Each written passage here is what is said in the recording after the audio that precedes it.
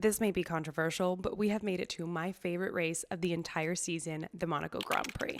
So here is everything that you need to know ahead of this race weekend in Monaco. The reason why Monaco gets so many mixed reviews is because there are little on-track overtake opportunities, but that doesn't mean that there aren't any. Monaco is a street circuit, so it features very narrow roads and tight corners, including the famous hairpin turn. And because of this, I'm almost certain that we will see a safety car during this race. We see a safety car almost every year in Monaco, which means drivers have the opportunity to move up the grid depending on two things: strategy and tire management. Which brings me to my next point. Last year, the FIA made the Monaco Grand Prix a mandatory two-stop race. However, they have since eliminated that rule, which means most of these drivers will very likely pit under a safety car to get a cheap pit stop. Now, this does not mean that there are no opportunities to overtake during the Monaco Grand Prix. In fact, there are a few corners where overtaking is possible, and that includes turns 1, 5, 10, 11, and 15. And overtake activation happens between turn 18 and 19. But another thing to remember is that these cars are slightly smaller, not by a lot. And it's also important to remember that the Mercedes engine that we have seen dominating